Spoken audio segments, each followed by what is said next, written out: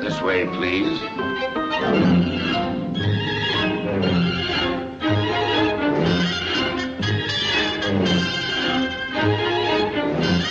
Mr. Orman is just getting up. Famous people generally sleep late.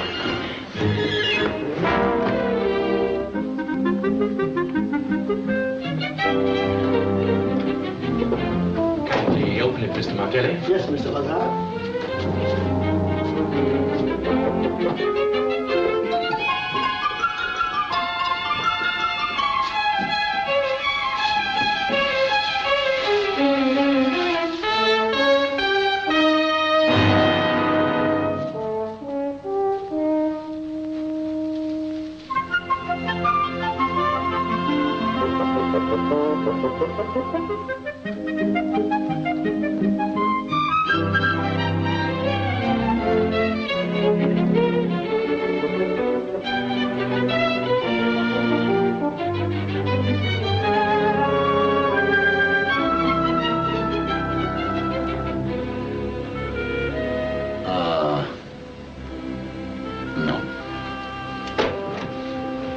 Gentlemen. Good afternoon, Mr. Orman.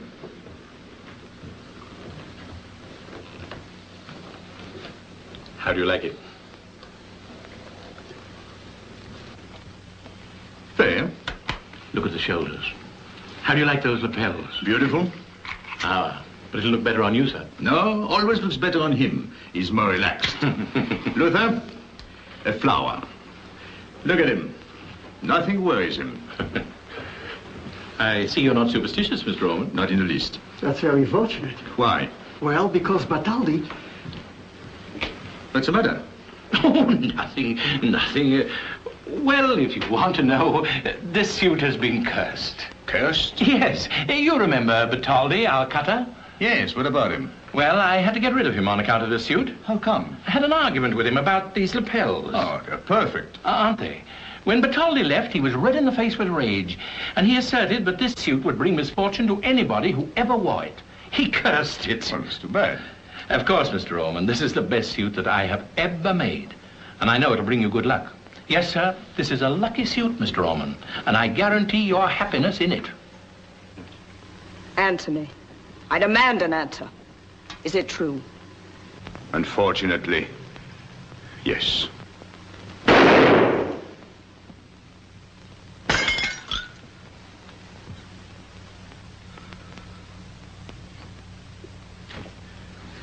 No, no, no.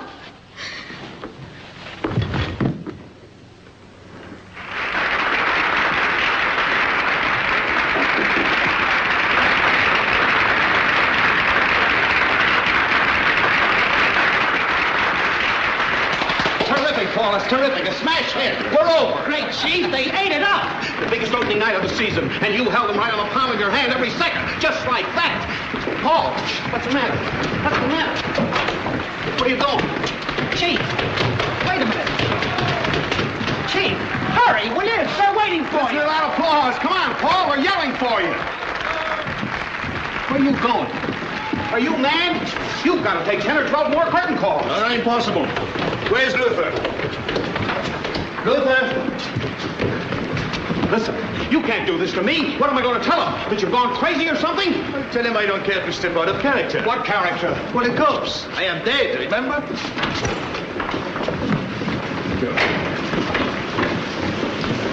Oh, Chief, please. Now, wait a minute. After all, I'm your manager and I have a right to know. What's all this about? Go to my apartment and wait there. I'll call you up if I have any news for you. Step on it, Luther. Boss, you were really hot tonight. That last scene was a dilly. But I'm not interested. How long would it take now? Why, they wait and shave off 10 minutes if we don't get stopped. Good. We'll be there in 15 minutes. Go on. Tell me what everybody says. Just what I told you. You were lucky to get rid of her last year. That's right. It was more than luck. It was a blessing. Why did I have 3 flops in a row? Because she thought she could act. The minute I come on that stage without her, look what happens. A smash hit. You said it, boss. But what beats me is why you want to start everything over again. Never mind. What are you slowing down for? Get going.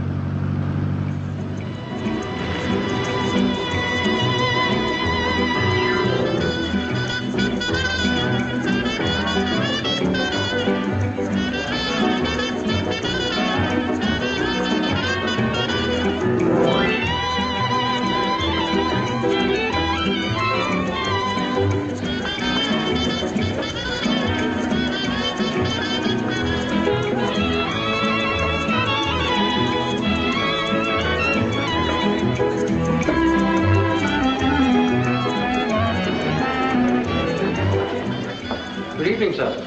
I beg your pardon, were you invited? Oh, Mr. Orman. How sweet of you. That's all right, Larry. I'm so glad you came.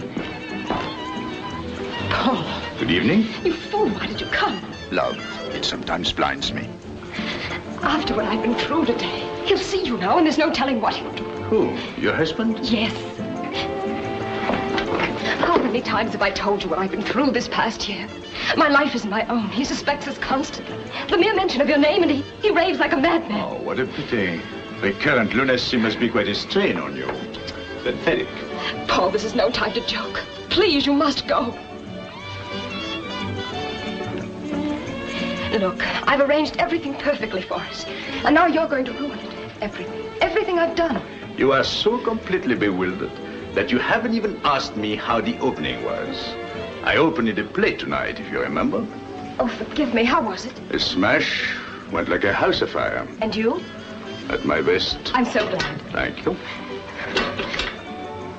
Please go, Paul. I'll be in town tomorrow at 10 o'clock to see you. Oh, you will? Certainly, as we planned. You little two-faced liar. Paul, you're mad. You'll see me tomorrow, eh? No, my dear. You will not see me tomorrow. Or ever again, as long as you live. Unless you buy a ticket at the box office.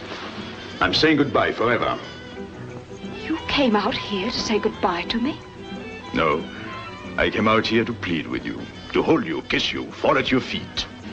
You've evidently changed your mind. Yes, when I heard you lie again. Do you know what it is to look into a woman's eyes when she's lying? Forgive me. I should be more tolerant with a liar. I have been one myself so often.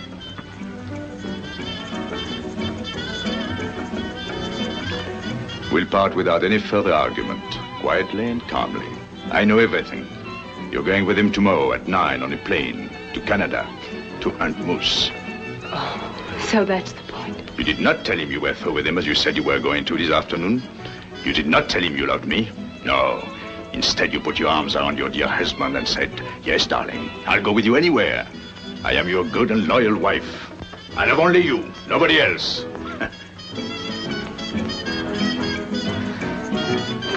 please, you must go.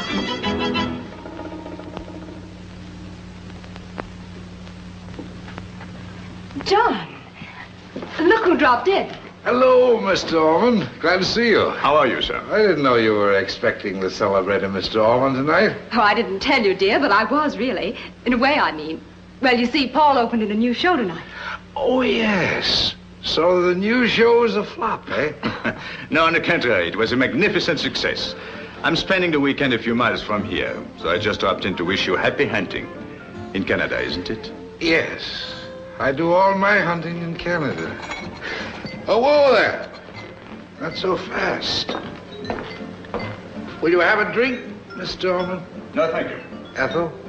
No. Don't you think you're having too many, dear?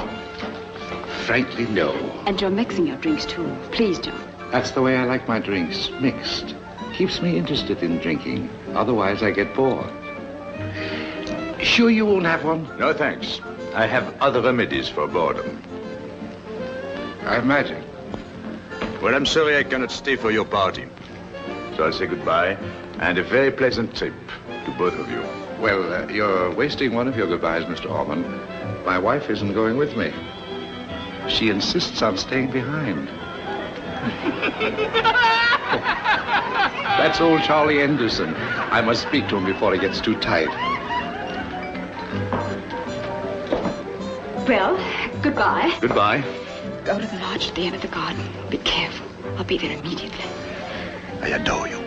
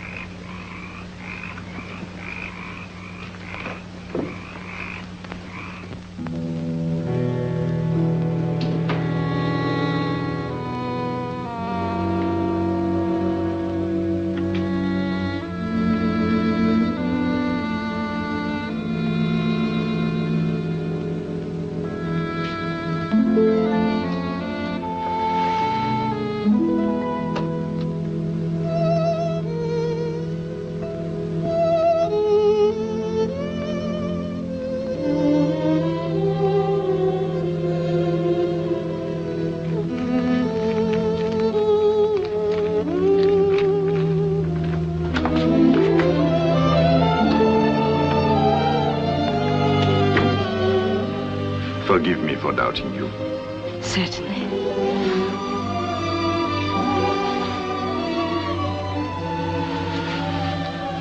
Do you love me? Oh, yes, of course I do. But, darling, we haven't much time. What do you mean? You have the rest of your life. But, Paul... Oh, come, please, sit down. You know, I learned something tonight. I learned how much I love you. You told me that a year ago. And you let me go. You let me marry him.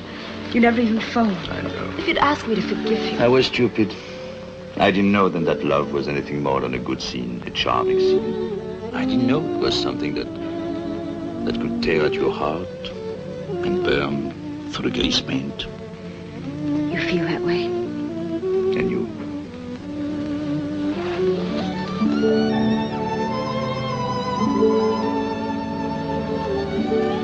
My darling, I know what you've been doing. You've been telling me lies and telling him lies. I know. I've done it myself too often. But that is over. For both of us. What do you mean? You're coming along with me. Tomorrow. Brazil. You can wire him. We'll stay there until he gives you a divorce. And then we'll get married. Married? You? Yes, me. I need you. I realize that today. I need you and I've got to pay for you.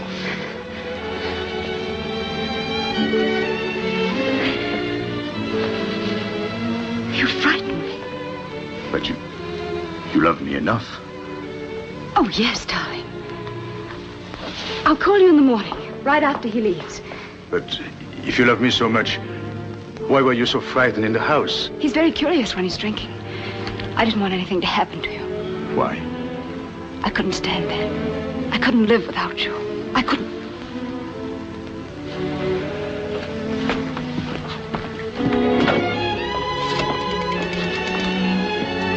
Harry Hill, 7564, please. Who are you calling? Mr. Webb, my manager. Why him now? Got a little news for him. He's waiting at my apartment. What news, Paul? Kiss me. I told you. Madly, stupidly, blindly. Hello, Oliver? Yes, it's me. Never mind where I am. Pay attention, please, and no arguments. I want you to close the play. I said close the play. Yes, padlock the theater. I'm leaving tomorrow for 6 months. Paul, close a hit. Darling, you're worth 1,000 hits. I hope. Oliver? No. I'm in my right mind. In fact, for the first time since I was born. Do what I tell you. But it's my show, my money, my theater. Close them. All right, pay everybody off. And get me 2 tickets to Rio on the Clipper for tomorrow. That's right. I'm a little amazed at myself. Did I sound very naive? No. Well, that's the way it goes. Always acting until you find something you can believe in.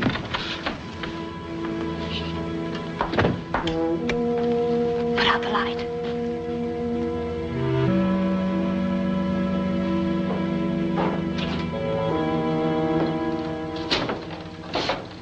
Party's becoming a bore.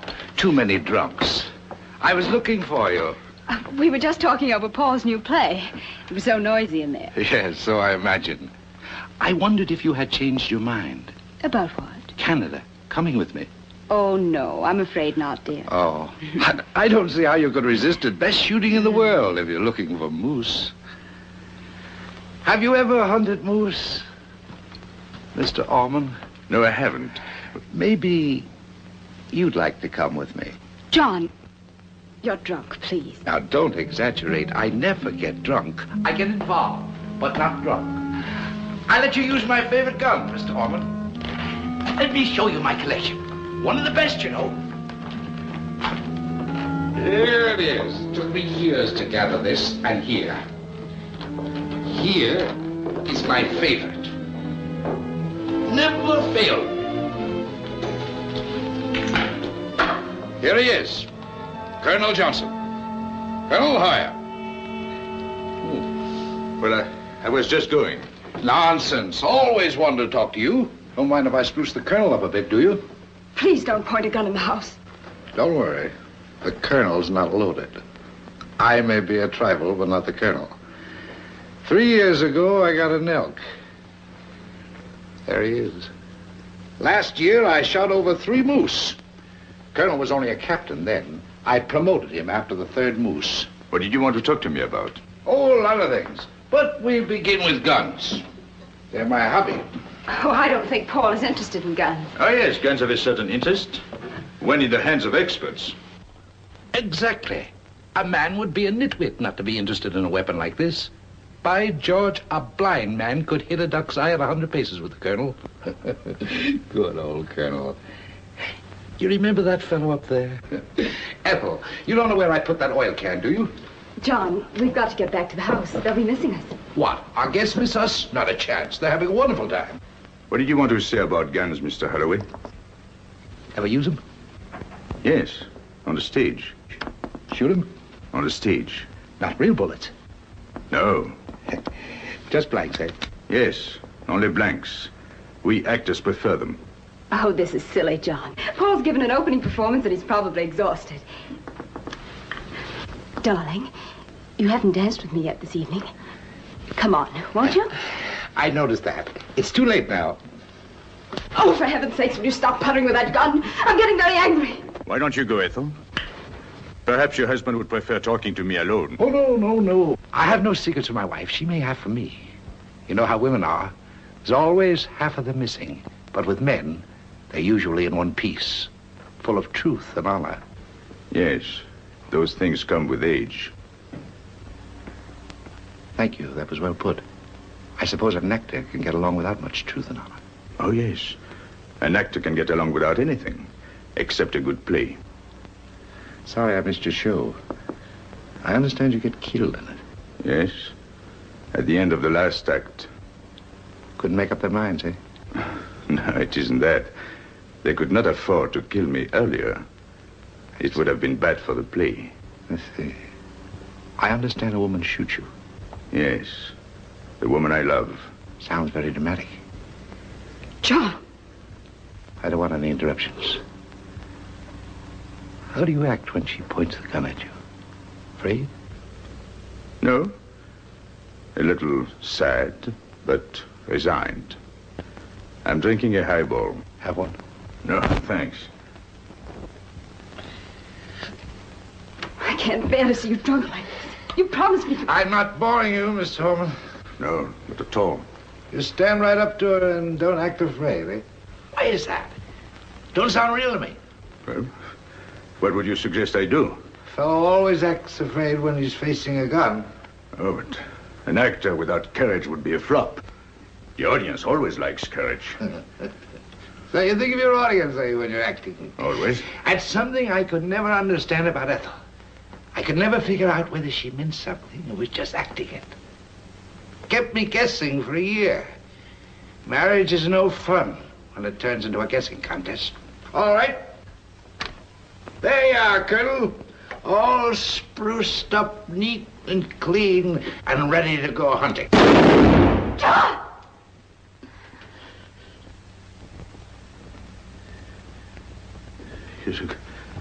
You took quite a long time about it, Mr. Halloway. I was getting very nervous. Excuse me.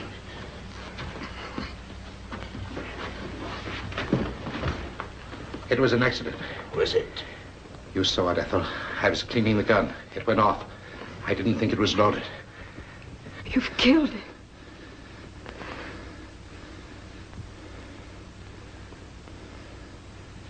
What are you going to do?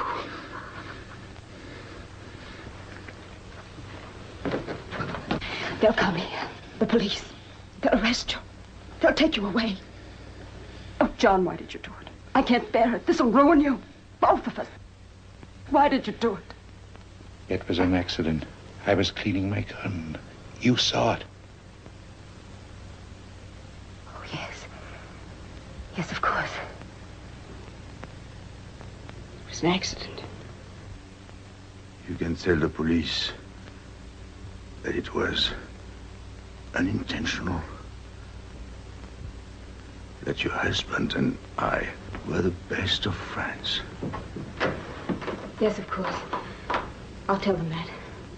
I'll say that. John, call a doctor, please. No. No. It's too late for a doctor. The curtain is coming down. It's the end of Act 3. A sad ending. No, we'll call a doctor. Oh, darling, I didn't know. I've been stupid and horrible. I made you do this. He did nothing. It was an accident. Might happen to anyone. I'll call the servants. You'll be my witness? Yes. To the end. Good girl. All right. I'll call them.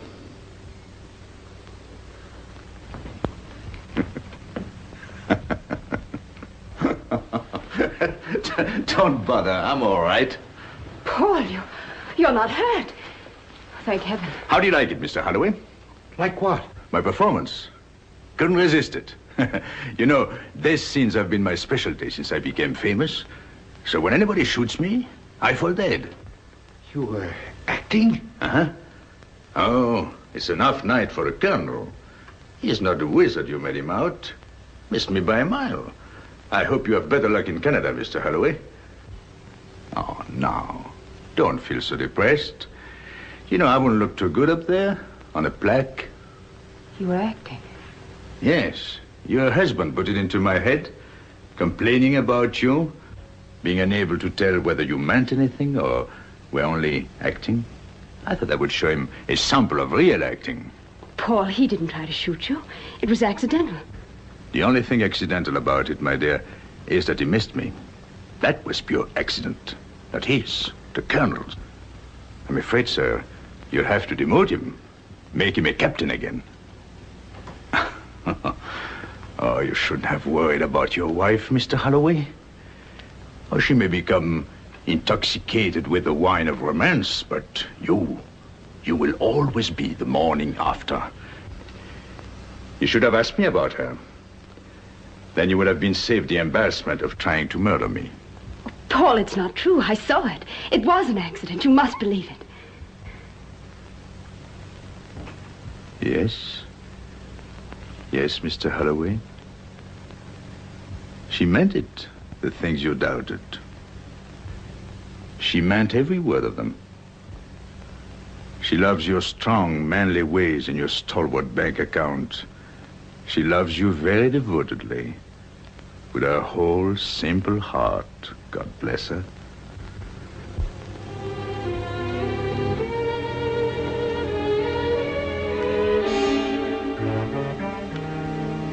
Goodbye, Ethel. You're not going to do anything about this? Not a thing. Orman, I don't know what to say.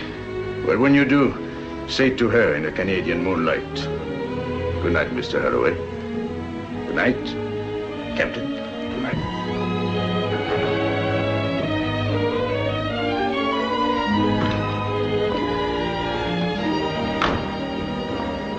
All over? Yes? Where to now?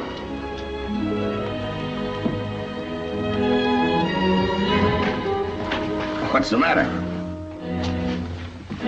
What's the matter? Why, you're bleeding. You've been shot. What's happened? Are you hurt bad, Mr. Orman? Who did it? Why, you're soaked. Listen to me talk, Mr. Orman. Yes, stop yelling. They shot you. Yeah, spoiled my new suit. Finest suit I ever had. It's my fault. I put it on the wrong dummy. I'll get a doctor. No. St. Luke's Hospital. Step on it. Remember, an accident. No publicity. I don't want you to spoil my scene. I was superb. And that guy said this suit would bring you good luck. Perhaps it has.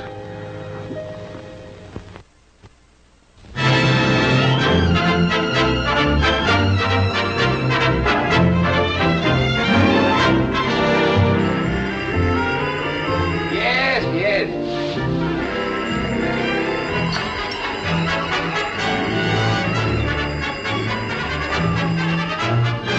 Wait a minute and I'll get you an axe. Good morning, Edgar. Oh, it's you, Luther. Hello. Is it, Yes, all right to come in. Mr. Wilson's still asleep. Look out for broken glass. What's happened around here? Mr. Wilson gets married tonight. Oh, of course, tonight. Was the bachelor dinner here? I guess it would have been. Mr. Wilson brought back some friends afterwards for a nightcap. They seem to have had a little trouble getting one to fit. What's happened in the living room? The gentlemen were using it as a stadium. They thought it best to play several quarters of a Yale-Harvard game. These were the goalposts. Oh, did one of them fall on you? Oh, this? No, that occurred when the gentlemen decided to put me in the last few minutes of play. A scrimmage? No, they gave me the ball, and I made the mistake of running the wrong way. Well, that's very dangerous. I know that now. Mr. Wilson personally tackled me. He was an All-American, you know. Oh, triple threat. Have a cigarette. Why are you taking that? Here to you. This is the very thing to wear to the wedding tonight. Mr. Wilson has his own tailcoat. But I thought you might like to wear it yourself as a mark of respect for your employer. Any respect I have for Mr. Wilson can be expressed by wearing shorts. But to tell you the truth, Edgar, I need $10. No? And I thought I could leave this hostage until I get paid Saturday. Oh, all right, let's have a look at it. This is Mr. Orman's coat, isn't it? Yes, it's Mr. Orman's, but he doesn't need it in the hospital. What's the matter with him? Oh, something of a personal nature. But isn't it a beautiful coat? Yeah. Do they make all these coats with holes in them nowadays? Holes? Yeah. Must be a moth. Pretty big moth, isn't it? Well, Mr. Orman always has the best of everything. Including 32 caliber moths, huh? Now, see here, Edgar. Either you loan me the $10 and keep the coat, or you don't. There's no need to quibble. I'm not quibbling. I haven't time to quibble. I haven't even got time not to quibble. Another interruption. Edgar, for the sake of our long friendship.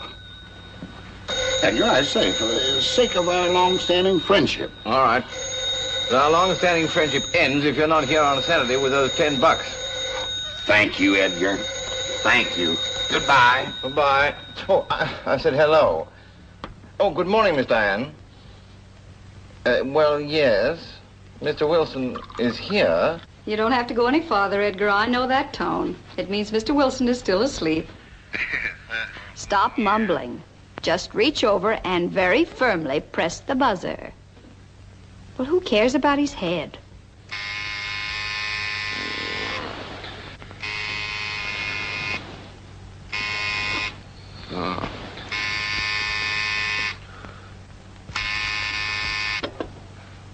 Hello? Oh, hello, baby. How are you? And who are you? Only the girl you're going to marry. Now get up, darling. You have a luncheon date with me, remember?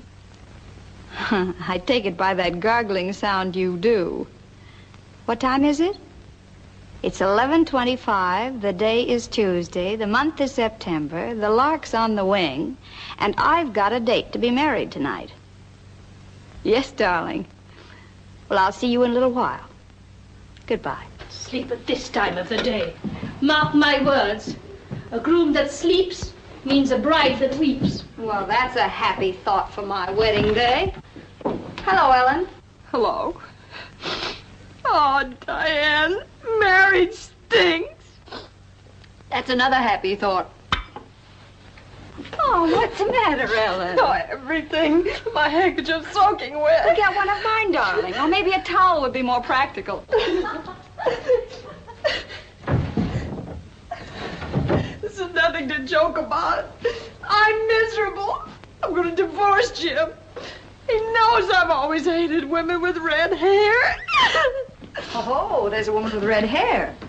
Well, that's a relief from the usual mental cruelty. How do you know she has red hair? I found a comb stained with henna in the pocket of his tailcoat. Oh. She doesn't even have real red hair. And what were you doing in his tailcoat pocket? What was I doing? Nothing. Did you fall in? Well, I happened to be looking for some stamps. The post office was too far away. Do they usually carry stamps in their tailcoat pockets? You'd be surprised at the things they keep there. Once when Jim went to... Darling, that sounds like a very long story, and I've got to get dressed. Why don't you come to Harry's with me? Oh, no, darling. I'm too gloomy to go anywhere. But, Ellen, this is my wedding day. I know. You be the something blue that brings good luck to the bride. Tell Mr. Wilson you're here, Miss Diane. Oh, don't wake him all the way up, Edgar. I just want him to prop one lid open and look at me for a second. He'll probably have double vision after he has this. What's that? A health drink. Judas. What's in it besides embalming fluid? Tabasco sauce, spirits of ammonia, red pepper, brandy, and a jigger of milk. I suppose it's the milk that packs the wallop. I'm sure it is, Miss Diane. Oh, Ellen, cheer up. How can I be cheerful when I know what I know about Jim? Well, in a way, it does serve you right. You shouldn't be looking in his pockets in the first place. I suppose you never look in Harry's pockets. Well, really, Ellen, the subject hasn't come up yet. And when it does, I assure you... Well, what? The subject's come up, dear. What are you going to do about it? I'm not going to do anything about it. Because you trust Harry implicitly, I suppose. Exactly. Mm-hmm. I wish I'd had this chance before I married Jim. Think of the time it would have saved me.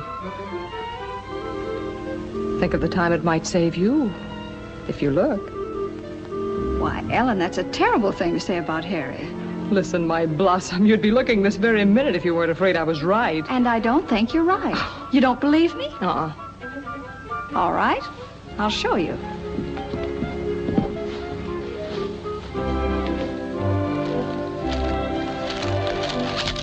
Stamps. Oh, what did I tell you? Well, I don't see why Harry can't keep stamps in his tailcoat if he wants to.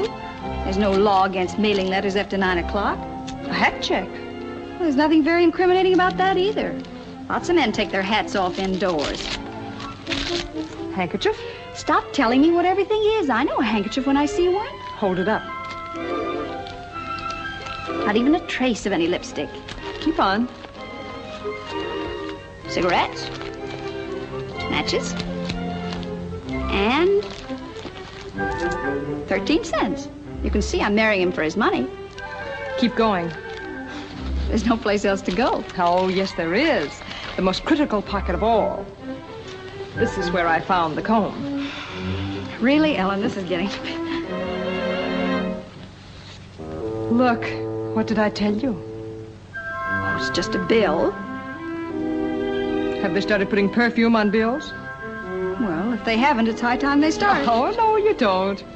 If you won't, I will. My passionate lion. You think I made it up? I couldn't make that one up. Well, let me see. You're right. My passionate lion.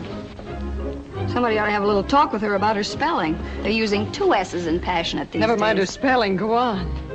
All day long, I could feel you stalking me again.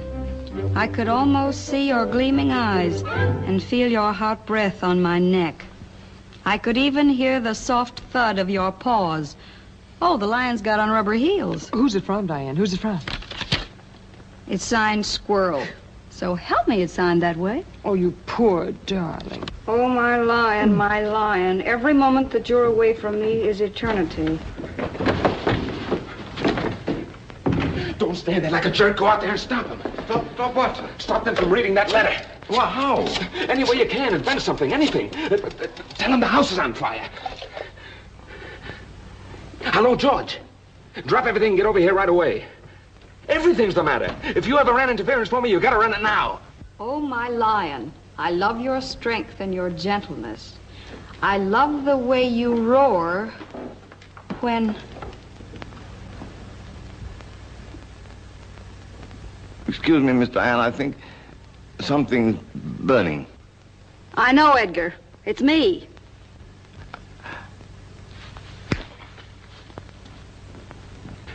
Yeah, but... What? Well, go to the cleaners and get it. You're no good to me without a tailcoat. Pardon me, sir. I happen to have a tailcoat, sir. Here? Yes, in the kitchen. Edgar, you're a dream boy. Hello, George. Forget the tailcoat. Forget everything but speed. It's the 4th down. We've got to punt. Oh, my passionate lion. My ecstasy is almost unbearable. Thank you, thank you. The mink has just arrived. It is here on the bed beside me. Sleek and warm like... Baby, where are you?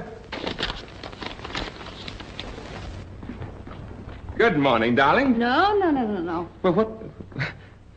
Hello, Ellen. How are you? I'm in misery, and I think I've got company. Oh, no. Who could be miserable on a beautiful day like this? Well, isn't it a beautiful day? Great for stalking. Well, I think I'd better be going. Oh, no, Ellen, don't go. I know you two are dying to be alone. Oh, no, we're not. I mean, won't you stay for lunch? No, thank you, Harry. After all, this is your last lunch together. Before you're married, I mean. Goodbye, darling. Bye. Goodbye, Harry, you beast. King of beasts. You would have to explain that to me. Matter lost in the darkness of the jungle? Jungle? Jungle bell, jungle all the way. Maybe this can make things a little clearer for you, my passionate lion. Remember, this is his tailcoat. Yes, but my tailcoat is his tailcoat. Correct, sir. And his tailcoat is my tailcoat. Perfect. And his letter. It's my letter, and I don't understand any of it. Well? Well, where did... Oh, you know perfectly well where it came from. Your tailcoat pocket. Oh, Diane, I don't... Harry, stop not finishing sentences. Let's face it. Well, face what? The lion in his den. Anybody home? George! Hello, George. How in the world are you? And what brings you here this time of the day? You'll have to answer that. Hello, Diane. Hello, George. Oh, am I interrupting anything? To coin a phrase, yes. Well, that's a fair answer. At least you're acknowledging that I'm in the room. That's more than she generally does, Harry. But you wait till I take that personality course. Well, goodbye, kids. Hey, George, don't go. Well, I'll be back later. Well, don't be an idiot. Don't even think of going. What did you come for in the first place if you're going to go right away? Oh, it'll keep. Well, why keep anything now? Come on, George. Tell us what it's all about. Well, it's just that after that football scrimmage last night, I put on the wrong tailcoat. You did what? I wore your tailcoat home by mistake and came to get mine. Best man's got to have his own tailcoat, you know. Oh, look, there it is there. Now, you see? George, say that again. I wore Harry's tailcoat home by mistake. You mean, this is your tailcoat? Yeah, it looks like it to me. Yeah, it is. Certainly, that's right. My cigarettes and matches. George. My handkerchief. Hat check. George. Are you sure this is your tailcoat? I know my own tailcoat when I see it. Well, you didn't know it last night. Well, I wasn't exactly sharp as a rowboat last night. Besides, Harry and I are about the same size. Exactly, we're exactly the same size. Why, yes, you are, aren't you? Huh. And the same build, too. Except I think that George's shoulders are just a tiny bit broader. Harry, why don't you run on and put your pants on, please? That's not a bad idea. A shave wouldn't hurt either. No, it certainly wouldn't. A nice clean shave like George has. Well, go on, go on. All right, I will. Keep Diane company for me, will you, George? Sure. Attaboy. That's the best friend a man ever had, Diane. Do anything for you. I'll see you soon.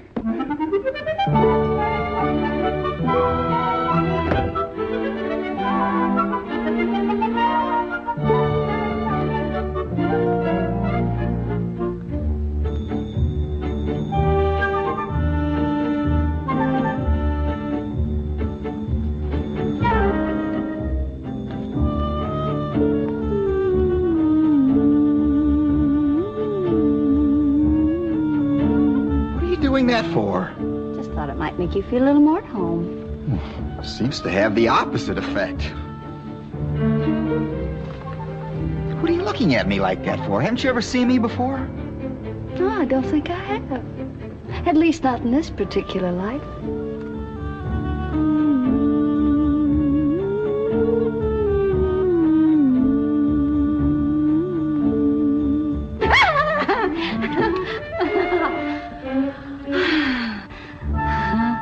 Lurking behind that table for? Well, this is the first time I've ever been alone with the lion. Lion? Me? Well, that's what the squirrel calls you, isn't it? Squirrel? You know. Don't tell me you've forgotten her already. Oh, squirrel. Yes, of course. Little squirrel. George, I'm surprised at you. I'm kind of surprised myself. You're certainly different from what I thought you were like. I didn't think you thought I was like anything. Yes, I did. I thought you were dim. Yes, that's the word, dim. I thought you stayed home nights and solved chess problems, you know, mate and three and all that sort of thing. But now... But now you don't think I'm dim? I don't think you're dim. And there isn't any chess. And you certainly haven't any problems. Oh, yes, I have. Well, lions don't have problems. Lions are free and uninhibited. I can see you now, as evening falls, moving silently through the jungle, on your soft paws. You do? Shh. Your eyes are gleaming. Your mane is shaking as you go stealthily along. Finally, you get there. Where? Stop interrupting. You get there. I can see you at the door. No, I can't see you at the door. Do you knock or do you ring the bell? Just smash the door down. Oh. Well, doesn't it hurt? Oh, I broke my shoulder once, but it was only a scratch. Tell me, George, what do you two talk about? We just chat about current events. Don't you roar? Like she says you do? Oh, that. Yeah, yes, naturally, a lion roars. George, will you roar now? No, I'm not in the mood. Oh, George, come on, please, just for me. Oh, I'd feel silly. Oh, George, please. Oh. Wow. That's not a lion. It's a Pekingese. Oh. Oh. You're scared now, huh? Oh, I'm not scared. Don't be silly. I mean, this is... Oh, now, wait. Just a minute. Lions can be tamed, too. Forget. Go on, back. Back. Come on, back. Back. Back. Come on, back, back, back. Back. Down. Down. There, that's a good lion. Oh, we lions have our gentle moments. Hmm? And the lion shall lie down with the lamb and all that? No? The lion shall lie down with the squirrel and all that. Oh. That's the way it goes, isn't it? And the squirrel shall lie down with the mink. It's kind of a Noah's Ark arrangement, isn't it? Oh, Noah was late in the run. This goes all the way back to Adam. Were there squirrels in the Garden of Eden?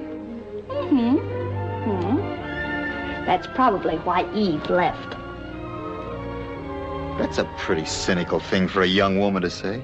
And what would you like me to say? Oh, my lion, every moment away from you seems like an eternity. Is that better? Swell. Well, you ought to like it. She wrote it to you. Oh. Tell me about her, George. What's she like? Well, she's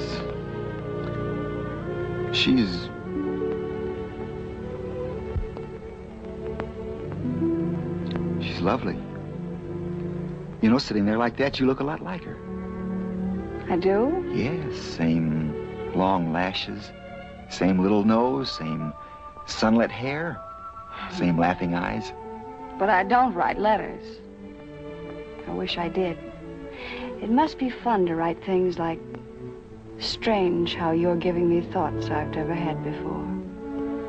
How being near you is not like being near anyone else.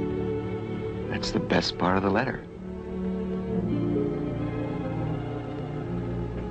Huh?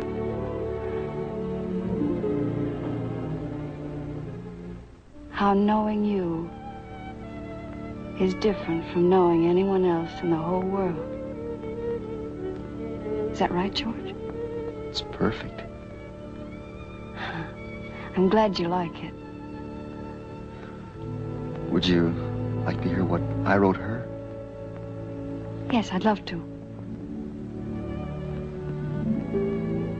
Your voice is like a sunrise, like a garden in bloom, like a bird against the sky. Do more, George. Why don't you be kind and set me free? Or why don't you be kinder and hold me forever and ever? You don't mind my quoting that, do you? Oh, no, of course not. It's wonderful. You seem to have caught each other's mood. Exactly. Yes. You know, people do that sometimes. In letters, I mean. Brush your lips across my cheek, my dear. Is that from the letter? Oh, no. Out of my head. I just wanted to hear what it would sound like. It sounded wonderful. Let's see what this sounds like. I want more than anything in the world to hold you in my arms. Letter? Head. There was darkness for a long, long time. And suddenly the light came. And the light was you. Letter. Head. Darling. Now and from the beginning. Head, Diane. These moments we have are ours forever. Letter. These moments we have. Head. Heart.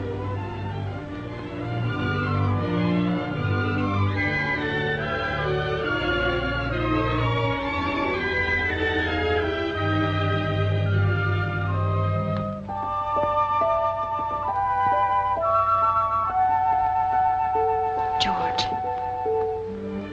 how do people know when they're really in love? Well, first, I guess they find out they like to be together, and then they find out they kind of think the same things, and then I guess after a while they get so they even say the same things at the same time. And that's the way you know? Well, I'm just guessing. Well, your guess would be my guess, too. It must be wonderful when it happens. Like that.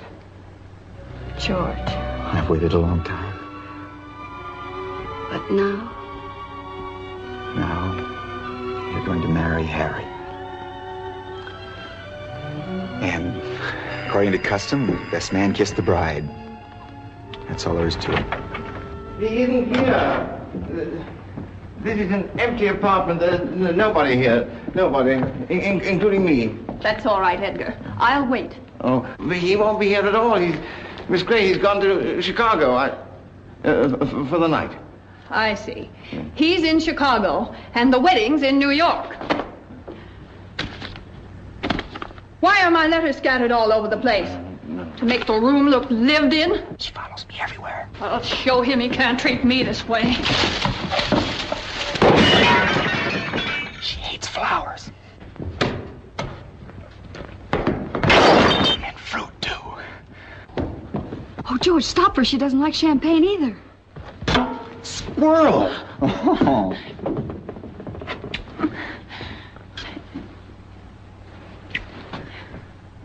Have we met? Squirrel! She has a very bad memory. So I see. What the? I'll show you what the getting married without telling me. Try, throw a fit, sir? Look, I can explain the whole thing, Diane. You see... Never mind, George. I guess it's up to me now. I'm sorry, Diane, but I kind of put George on the spot. You see, his tailcoat really isn't my tailcoat. It's his tailcoat. No, it's not really my tailcoat. It's Edgar's tailcoat. It's not really my tailcoat. It's Luther's tailcoat. No, it's not Luther's tailcoat. It's Mr. Orman's tailcoat, and he's in the hospital. You see, my tailcoat really... Just a minute. I think it's better if nobody explains anything to anybody.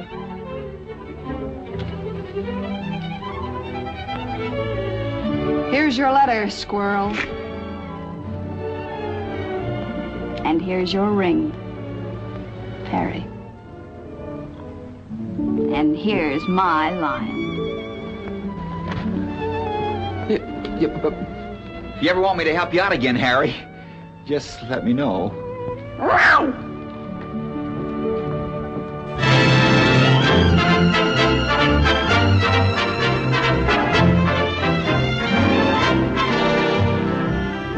It's got a hole in it. We know it's got a hole in it. Question is, how much? With the hole.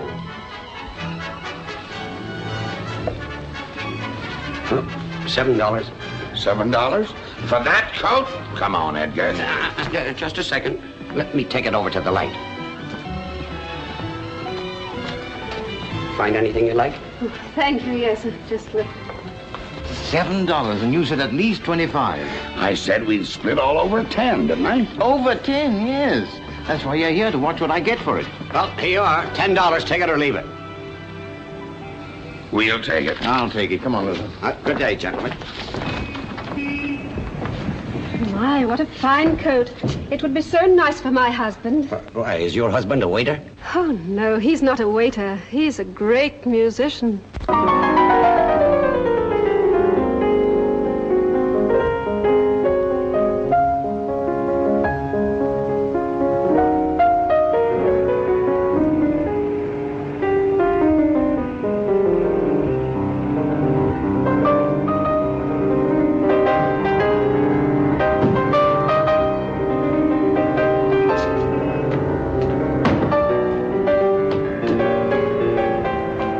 do you think I'm paying you for, Mug? Music, not murder. Good music. Get it?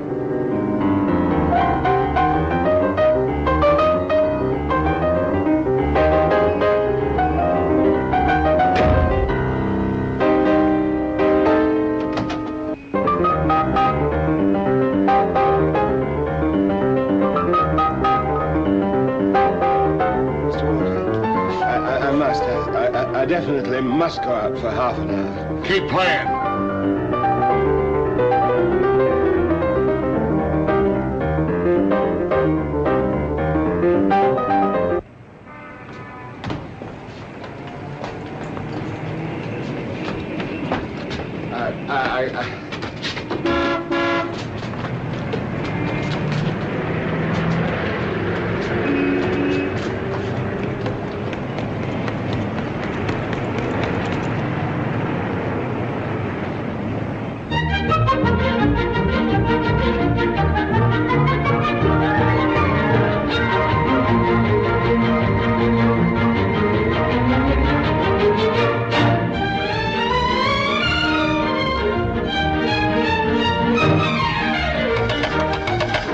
I cannot conduct sleepwalkers. I cannot raise the dead.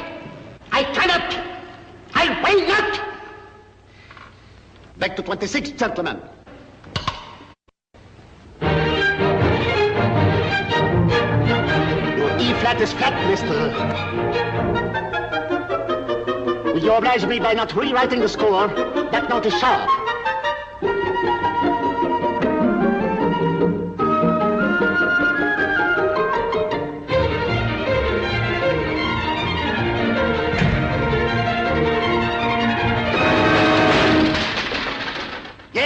Yes, you play everything as it is written. Every note, like robots, without life, without feeling. But they are not just notes.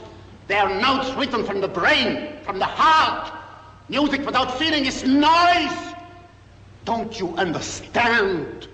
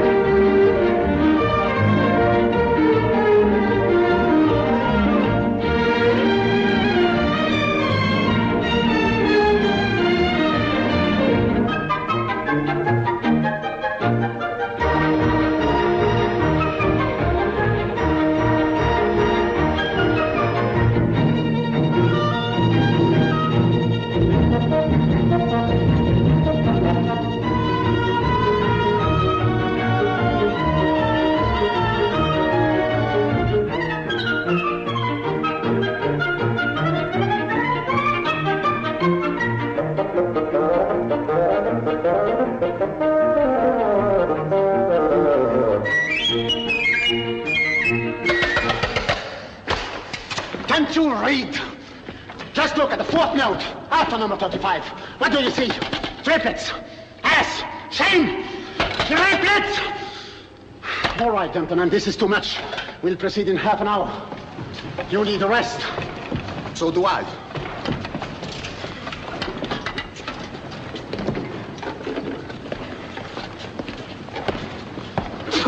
Too late to apologize.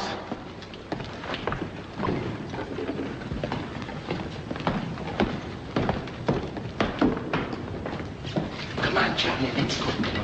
No, come on, now,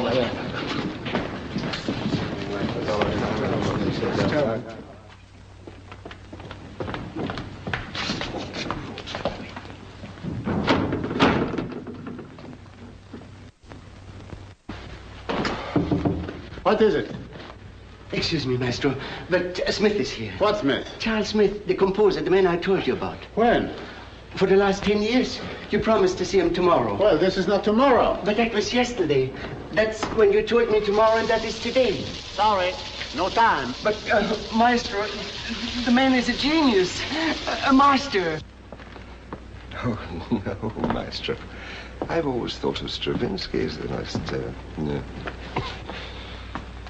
worthy of your distinguished consideration.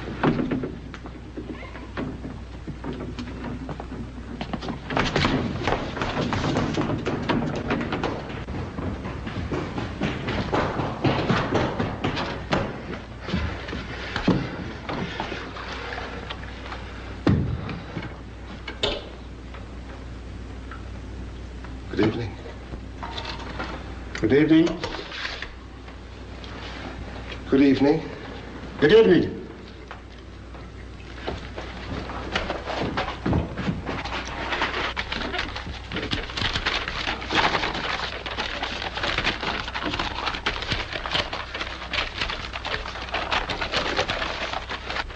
Well, what are you waiting for? Play? Yeah.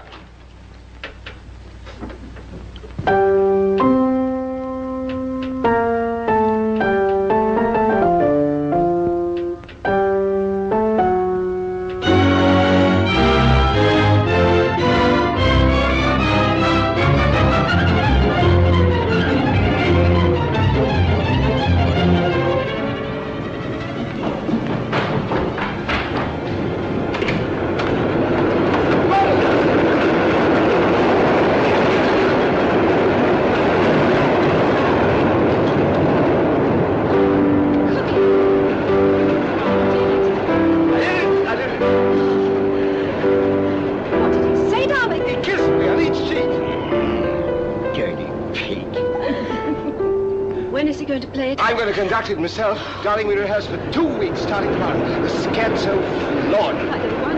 It floored me, though, too, darling. He came right over to me, carrying his eyes shining. And Smith, he said, you're a genius. And you know he's going to present me to the public himself. Ladies and gentlemen, I have the great honor to present Mr. Smith, the Carnegie Hall.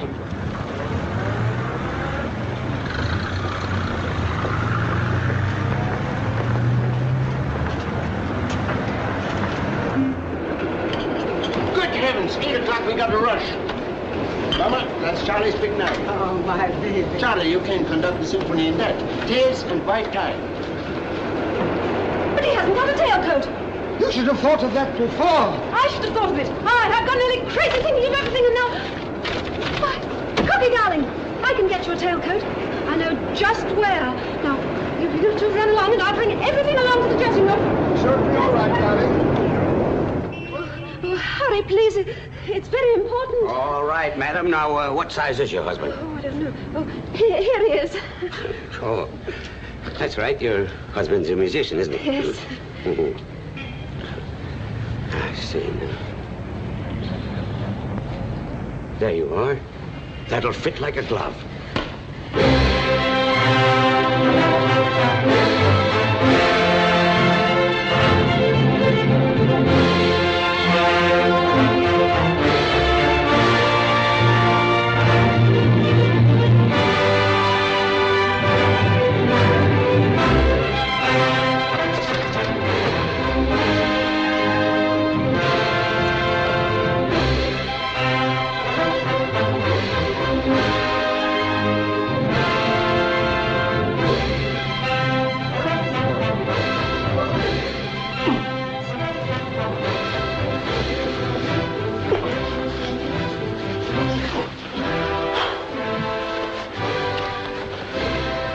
Too small. Oh, dear.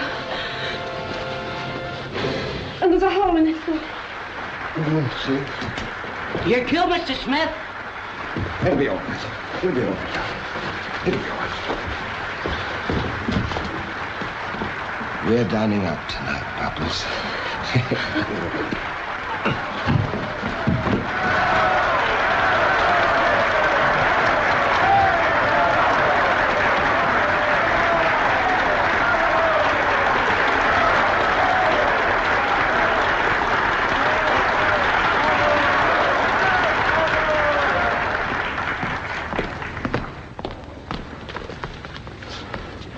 Ladies and gentlemen, Mr. Charles Smith.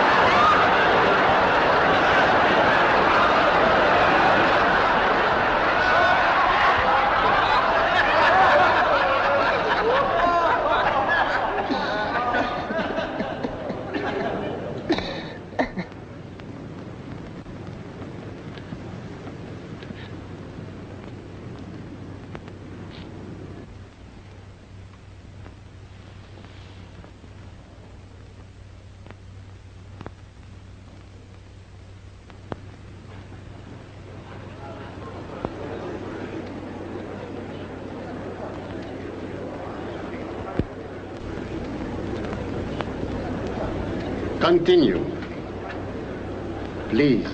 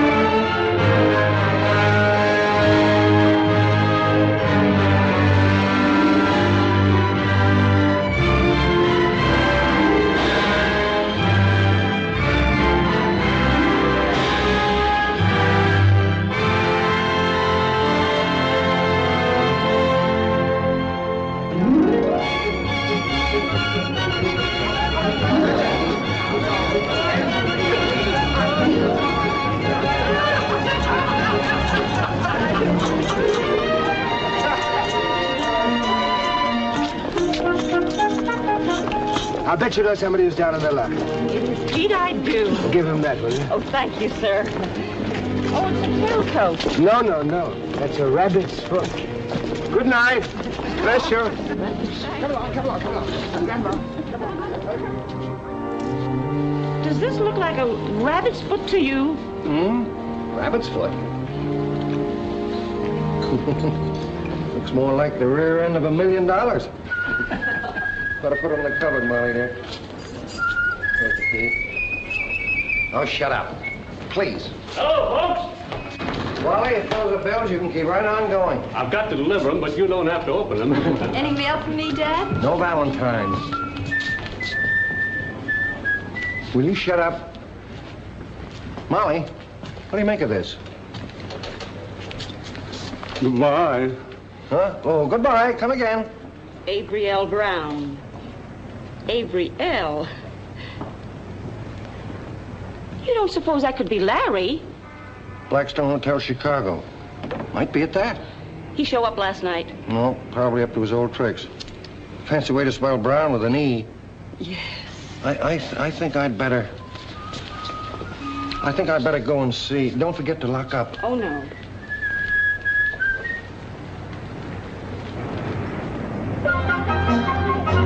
Hello, Joe. Hello.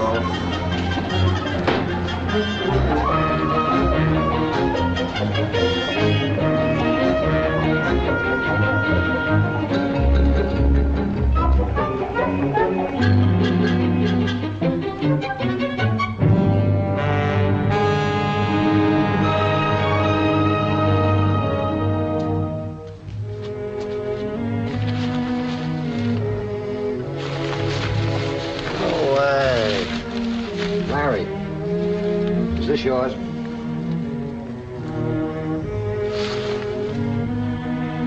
No. Well, if your stomach gets to gnawing, drop around. Yeah. Give it to me.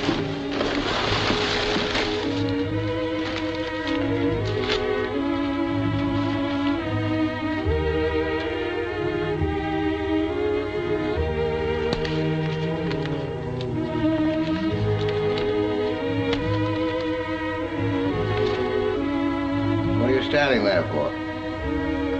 Go on, read it. That's what you brought it here for, isn't it?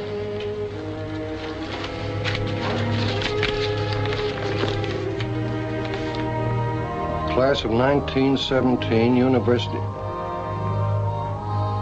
25th anniversary dinner at the Waldorf Astoria.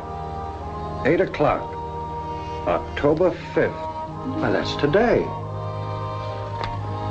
Urge you in the name of the love we all bear our alma mater to be with us. H.B. Hank Bronson. Hank. Formal dress.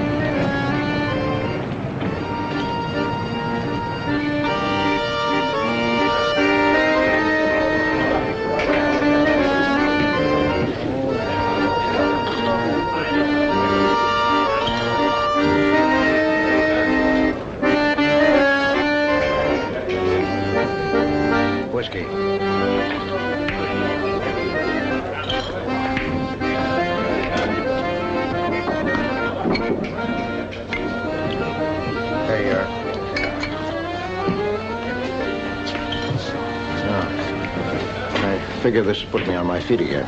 Sure, sure. Go right ahead.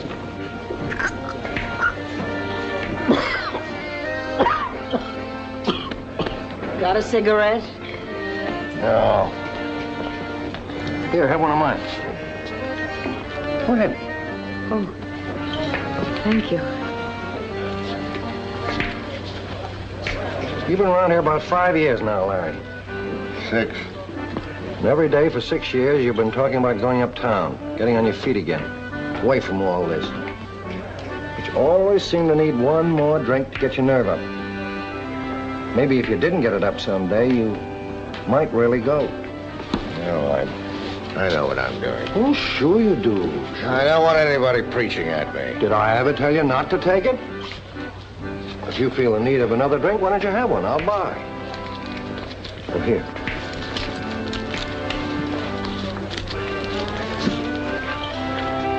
Larry, they tell me they got a mighty good cook at the Waldorf. Why don't you go? Ought to be a nice party. Here's your chance to get uptown again. And I don't mean north of 14th Street. I mean north of yourself. Oh, Larry, you've seen enough of gutters and flop houses and handouts. Maybe if you got your feet under a table again for a spell, ordered a good thick steak, slept in a clean bed, talked your own language, well, you might be right in there punching again. What do you say? What is it, a costume party? You want me to go as J.P. Morgan? I want you to go as Avery L. Brown. Avery L. Brown with an E. Now, if you're worried about your looks, that's in Molly's department. And by the way, we just got a dress code in this morning. Probably sent right from heaven.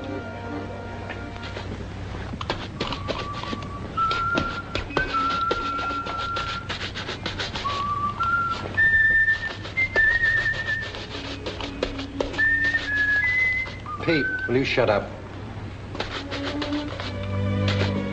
Really ought to have patent leathers, but I think those breeches are long enough. I don't believe anybody will notice. I still say you should have got him a regular shirt. Do you know what they cost? $1.75. I don't care. Suppose that ridiculous, whatchamacallit, Dickie, Mother. Well, suppose it pops out. Well, it won't if he keeps his vest buttoned. They call them waistcoats up where Larry's going, Mary. There, Larry. Put that on now. Nice piece of goods, Mother. Yes, it must have cost a pretty penny. Feel that silk. Your waistcoat, Mr. Brown. There. That ought to hold a man of your size. If you don't eat too much.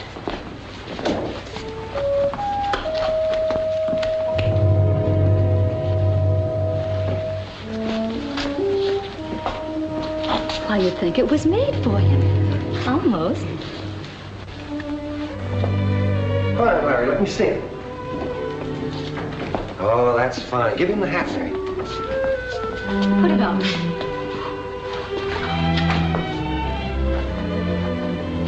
All right? Perfect. Oh, here, Larry. Here's what was left in the box. It's enough for a couple of drinks. Or it'll take you uptown. Good night. Good night, Mr. Brown. Wait.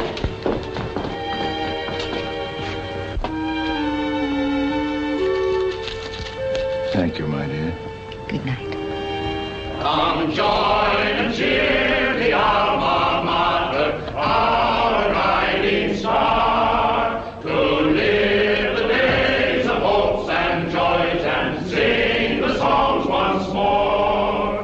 Friendship of college days shall never, never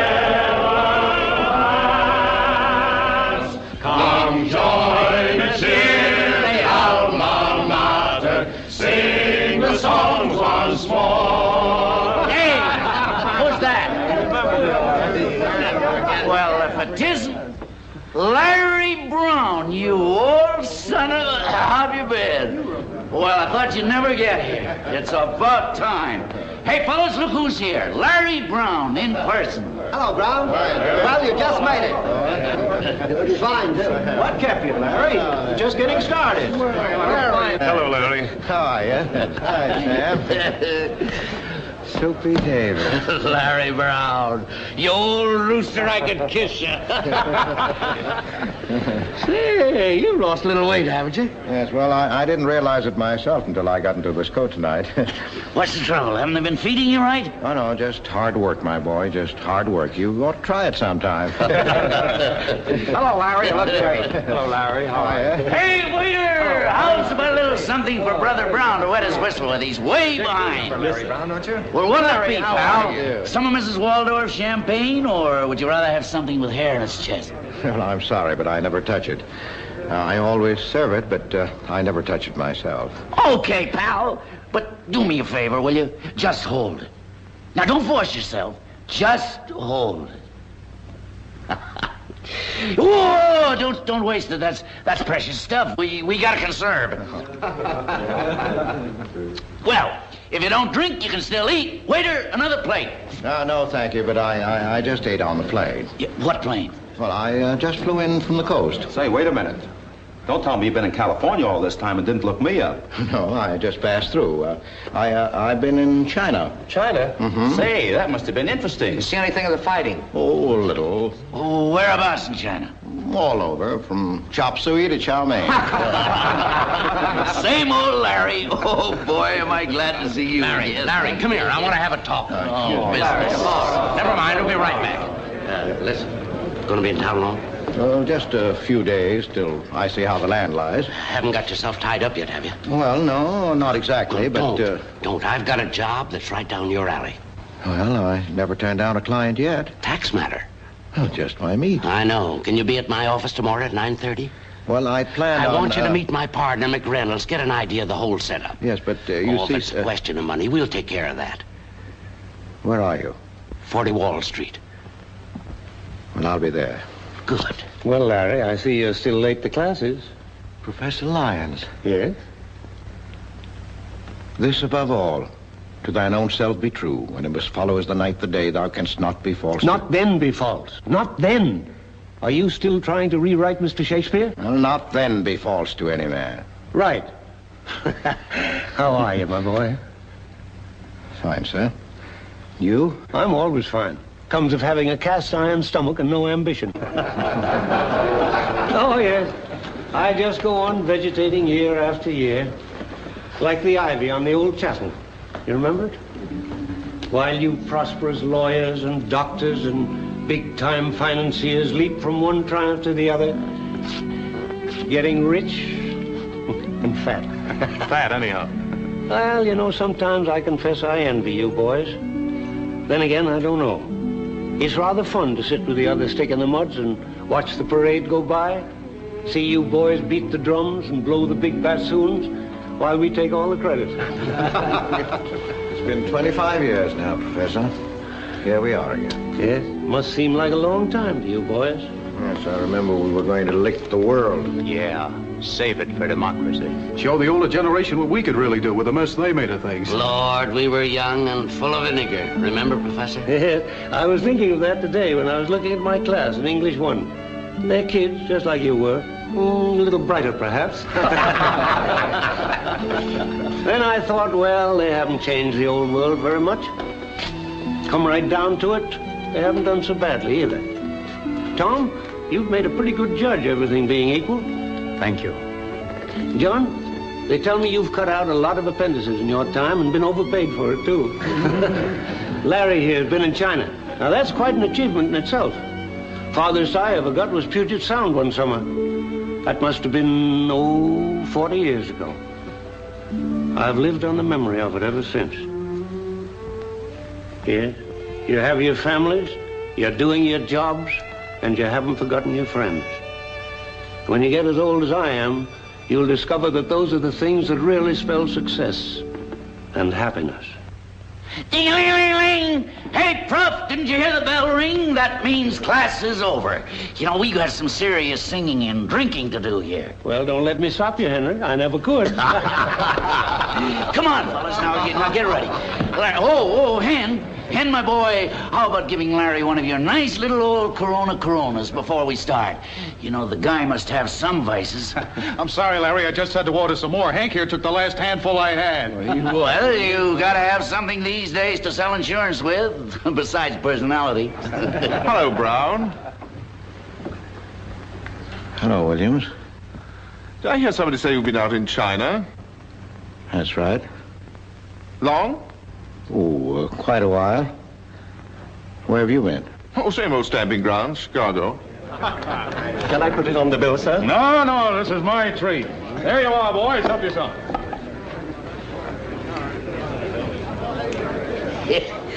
The champion fumbler. Let me get it. No, this is on me. Oh, let me. It's a funny thing. I'm sure I had it when I came in here. Well, what'd you do? Lose your wallet? Yeah. Hey, lock the door, somebody. Don't anybody leave this room. A crime's been committed. What'd you have in it? Any good addresses?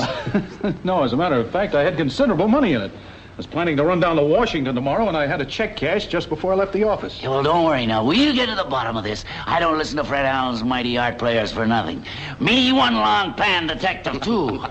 Now, keep your places, everybody. We've got to reconstruct the crime. Who is standing next to you, Anderson? Oh, Larry there, I believe. Larry? Oh, Brown, eh? Split with me, kid, and I'll get you out of it. Hey, wait a minute. You were standing next to Henderson, too. That's right. But you sat next to him at dinner. Sure. Well, gentlemen, there's only one thing to do. Search everybody. Thank you, Mr. Detective. I don't think that'll be necessary. Why not? I think it's an excellent idea, even though it is all in fun. Don't you, Brown? In fact, I insist on being searched. Anything to get out of this monkey suit. I haven't had this on since I was married. Do we have to take off our pants, too? Well, what's the matter, Brown? Where's your sense of humor? Yeah, come on, Larry. Come on, let's step out of it. Take your hands off me. Oh, so you're gonna get tough, eh? Well, here's where I've got to tackle the best little old tackle for his weight we ever had. I'll cut it out. Get away from me. Hey, come on, fellas, let's get it off. Take it easy. Just a moment. This is still a free country. You can't force a man to testify against himself. That right, Judge? Well, not in my court. Court! There's an idea. We'll hold court, and we'll have the jury. We'll put it up to the jury to decide. Now, you guys over there, you'll be the jury. 12 good men and true. Sit down, gentlemen. Gentlemen of the jury, take your places. I'm going to sit right here. Hey, Williams, you're a big shot ambulance chaser. How's about being DA? Oh, I should be delighted. Unless Brown would prefer to use me as a character witness. Judge, Your Honor, looks like you're in session. All right. What'll it be worth for me to defend you? No, I think the joke has gone far enough. What do you say we get back to our singing, huh? But the prisoner can easily put a stop to it by merely permitting himself to be searched. Hey, fellas, clear the witness box. Clear the witness box. Gentlemen, I declare this court to be in session. You will now proceed, Mr. Prosecutor. Your Honor, gentlemen of the jury, in view of the circumstantial nature of the evidence in this case, the state will be compelled to call into question the character of the prisoner at the bar, and will endeavor to prove by the testimony of eyewitnesses that the culprit, by his past conduct, has placed himself beyond the pale of decent society. Are they on the level? Order in the court. Sit down, everybody, or I'll have you thrown out. Your witness, Mr. Brown.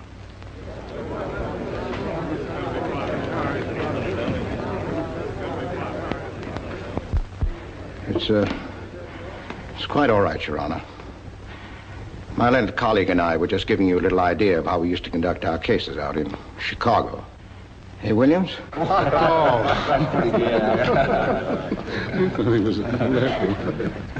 Gentlemen of the jury, you don't know what it means to me to be here tonight with my old friends of the class of 1917. I don't mind telling you, I've thought of you many times. Oh, boy, I sure wish I'd known that. I got a little policy that's just made to order for you. However, that's beside the point. What you're interested in is to hear my answer to this charge that's been brought against me. And frankly, I wish I'd come prepared to make a better defense. But believe it or not, speech-making was the last thing in my mind tonight. What I really came for was to, well, you might say I was chasing a will-o'-the-wisp. For a while there, I thought perhaps I'd found it. Especially when I was talking to my old roommate, Soupy Davis, and Professor Lyons. And I expect I didn't. You want to know why? Because you're too sober. Like me. My defense, such as it is, begins on the day we graduated, day in June 1917. It leads first to an army training camp, then overseas. The armistice, home again, Chicago, the law. Nothing very unusual about that. Nor I'm afraid about the next chapter in the life of one who, as you'll recall, just barely nosed Williams out as the man you voted most likely to succeed. A girl, marriage, a home, and a succession of threadbare clients who always seem to be guilty, but who never seem to have the foresight to steal enough to disprove it. My wife. You remember her, Williams? I ought to. I introduced her to you at the senior prom. Probably one of the few mistakes you ever made. A beautiful woman. Magnificent woman. Who had every reason to expect all the things she might have had if she'd married someone else. Oh, so that's what started you picking pockets, huh? Cherchez la femme. The jury will disregard that remark, and I fine you 1 highball. And then a wonderful and beautiful thing happened. Prohibition. That noble experiment of blessed memory came to dwell among us. And nowhere, I assure you, was it greeted with such open arms as in Chicago. Almost overnight, business began to pick up. My clients, you referred one of the first to me, Your Honor. Thank you. My clients, while no less likely candidates for the jug than formerly, were sufficiently well-heeled by now to be regarded as the very pillars of our community. Fortunately for me, they were both generous and grateful. And I confess that for a little while I saw myself getting stinking rich. But the catch is, Your Honor, it didn't last. What does, Larry? Oh, I don't know. A good many things. Friendship. Good fellowship. Isn't that why we're here tonight? All the things Professor Lyons was talking about? You believe that, don't you, Williams? With all my heart. But as I was saying, with the advent of Prohibition, too many of my clients began to fill untimely graves. While more and more of the others began to display a prison pallor. Well, if it hadn't been for a pretty fancy tightrope performance, I might not have been here myself tonight. There's no doubt about that. Yes, as it turned out, it was a simple case of disbarment. Hardly worth a mention, not even in the Chicago Tribune. You must admit you got the benefit of every doubt. Oh, yes. Thanks to you, the grievance committee of the Bar Association was very generous. We wanted to spare your wife and family. And unfortunately, my wife didn't see the full humor of my predicament. Loss of ideals, Professor Lyons would call it. And on the advice of counsel, quite rightly decided that it had all been a ghastly mistake about which the less said the better. After all, who was to blame her? She was still young, beautiful. I realized I had been fortunate to have known her at all. As for me, well, there was really nothing left to hold me. So I just drifted around. First one place, then another. Until finally I had the very good fortune to settle down in China. Chinatown. Larry. Put one over on you, didn't I, about coming in on a plane tonight? Had you going too, Soupy, about taking that tax job? Oh, well, why not? The whole thing's a joke. I mean, my being here at all. As a matter of fact, I hadn't given it a thought until this morning when a friend of mine, nice fellow, runs a mission down Adoya Street. You ought to drop around, hold services with us sometime, all of you. Hear some real testimonies. You made me a little bet that I couldn't come up here tonight and pull the wool over your eyes. By George, I'd have taken his money, too, if Henderson here hadn't been so careless with his pocketbook. Or if Hank hadn't suggested our being searched. Yes, sir, I'd have walked out of this room tonight Avery L. Brown, class of 1917. The best tackle for his weight the old school ever had. And not one of you would have been the wiser. Except Williams, of course, and he never would have let an old classmate down, would you, Williams? Sorry, Judge, but I'm afraid I haven't got any defense after all. I'm just the kind of guy who would steal Henderson's pocketbook. So I plead guilty. Of course, you haven't anything against me for circumstantial evidence, but I know too much about the law to think I could get a client with my record off that easily. Yes, sir. It looks as if my only chance is to follow Williams' advice. Take off my coat, let you search me, and throw myself on the mercy of the court.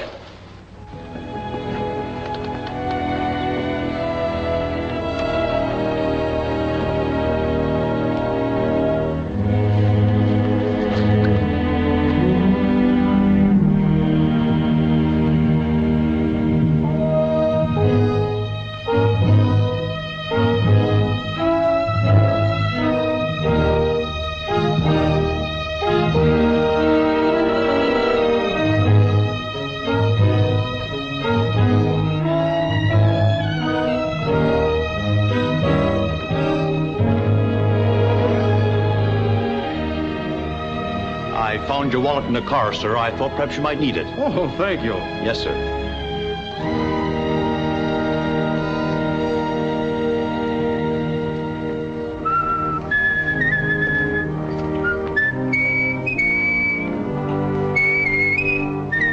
Will you shut up, please?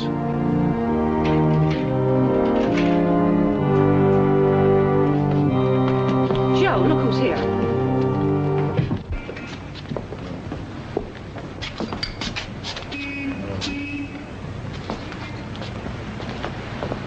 Larry, how was it? Did you have a good time? Must have been some party to keep you out till morning.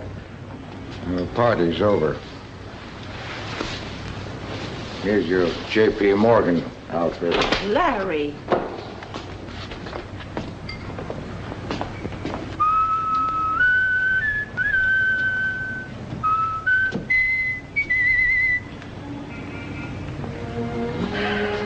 Here, Mother. Here's your rabbit's foot. Take it across the street to Santelli Brothers. Maybe you can get enough on it to buy a rabbit stew. Excuse me, does Larry Brown live here? Yes. Won't you come in? My name's Bronson, Hank Bronson. How do you do, Mr. Bronson? This is Judge Barnes. You're right. How do you do? And Mr. Davis. How do you do? Larry had an engagement with me for 9:30 this morning. Thought I'd drop by and pick him up. Yes, we didn't want him to be late the first day on the job. Job? Sure. He's going to work for me now. Well, you boys had such a party last night. I suppose he's due to oversleep a little. Yeah. Well, could we, Oh, don't worry. I'll have him there on time. All right. Thank you very much. Yes. Thank you. And don't forget to tell him we were here. Yeah, he knows the address. Oh, yes, 40 Wall. Goodbye. Goodbye. Goodbye. What am I going to do with this now? Why, take it over to Santelli Brothers just like I told you. It's done its job here. Now maybe it'll help somebody else. Oh, yes.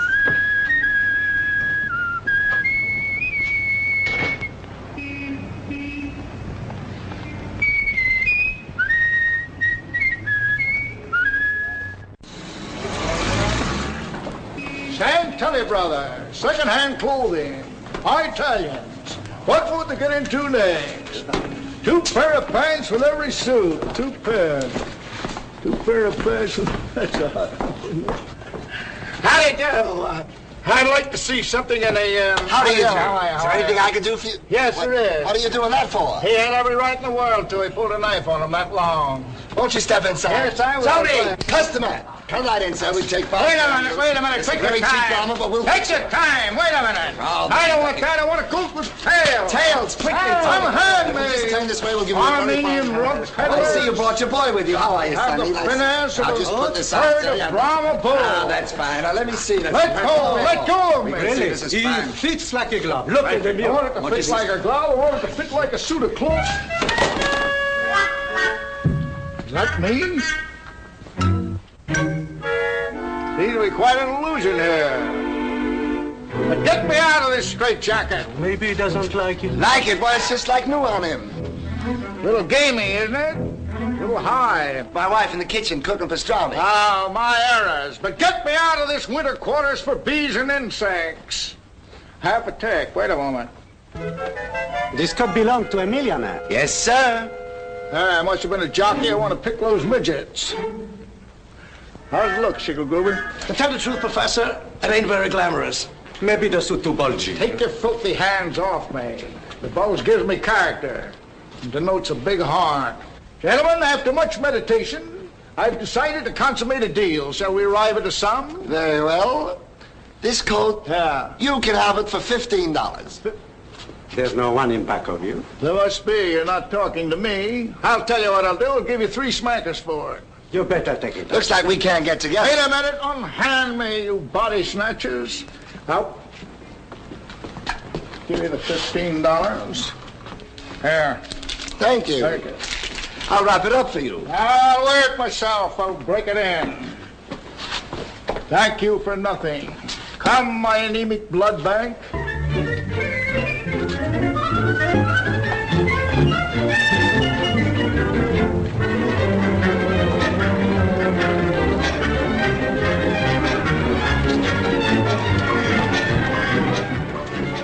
Here, hold these.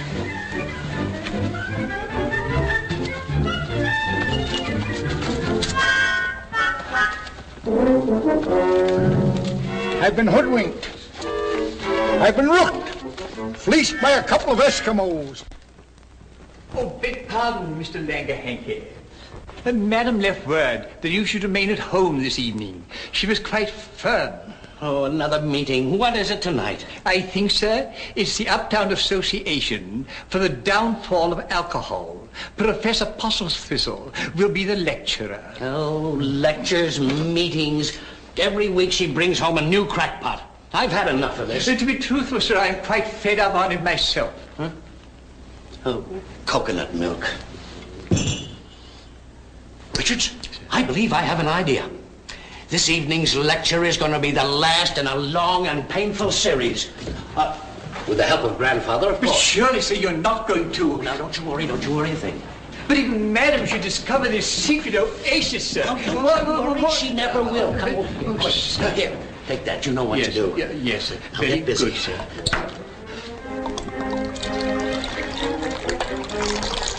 This will be the strongest milk they ever drank. Yes, sir.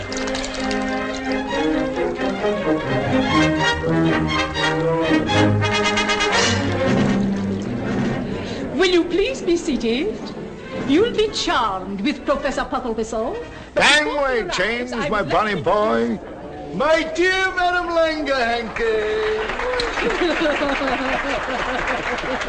It's so nice to see you. Oh, it's so good of you to have me. Put it in there. Thank you. And greetings to you, my brother and sister protagonists, in this great battle against old Nick's brood. I win for a large and prosperous audience. Before I proceed with my subject this evening, I would like to announce that the delicious beverage which my assistant is passing among you is one of Mother Nature's most precious gifts. The milk of the high-hung coconut of Kadula Kadula. Drink freely.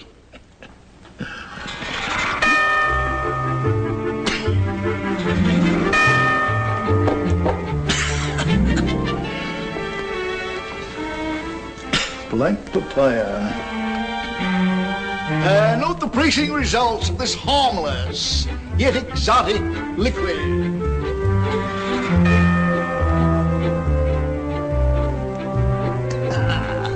Note the tingle as it tiptoes through the body, tripping over the tongue through the esophagus. How different the effect. Compare this nourishing elixir with that inexorable enemy of mankind, alcohol. Do not forget the name, accept no substitutes.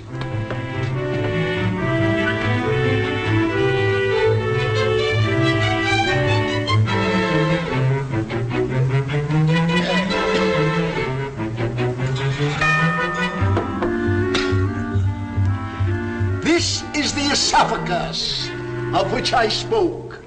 The first part of the anatomy to feel the shock of the concoction of Lucifer, Beelzebub.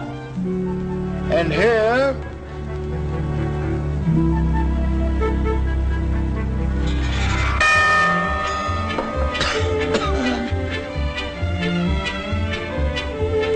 and here we find the liver. Very good with bacon. This majestic organ falls easy prey.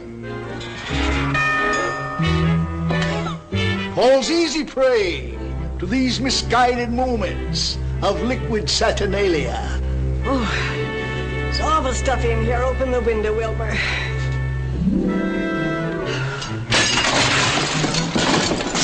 Got him up in the other alley. Where was I? Oh, yes. Here is the Burger Road. I remember the trip well.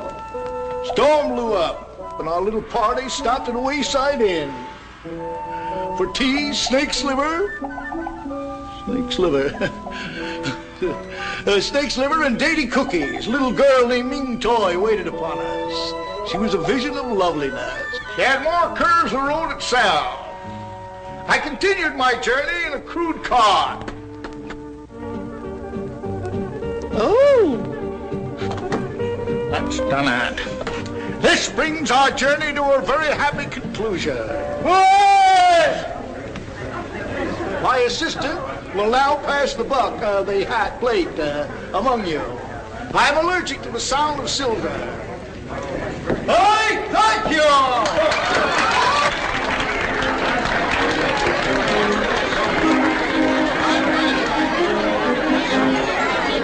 Remember, folks, we shall not rest until coconut milk is sold on every corner.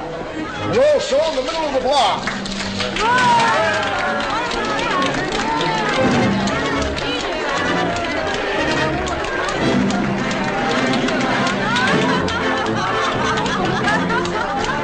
Good evening. Ouch.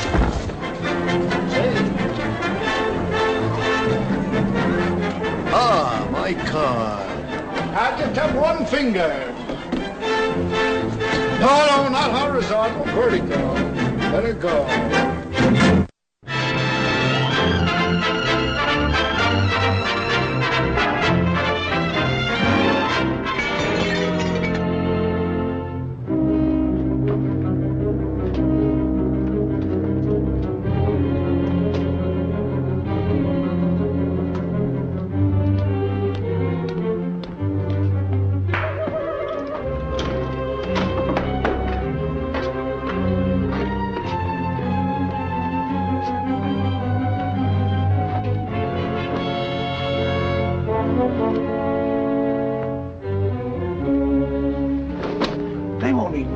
To look at me. Quiet. I'll handle the job myself. You stick in the car. I'll slip in behind you when they open the door. Why don't you shut up? You know you gotta have a suit of monkey tails to get in this joint. Strictly a Park Avenue layout. Come on, hurry up.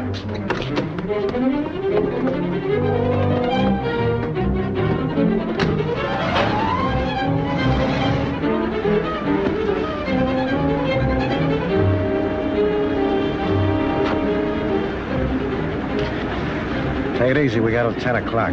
We get a hot car. The guy will find out it's been snatched and start squawking. Oh, shut up.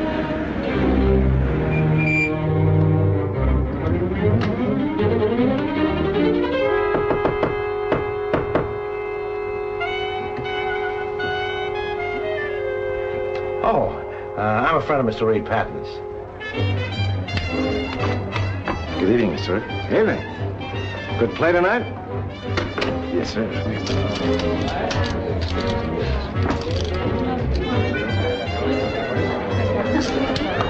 Place your bets, ladies and gentlemen. Stick 'em up.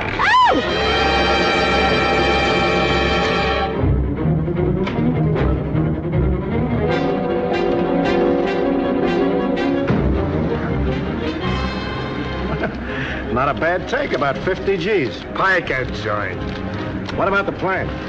It's waiting. Slip the pilot $2 grand and no questions asked. You'll be in Mexico City tomorrow. All right, meet me there next week. Ditch the car, not too close to the airport.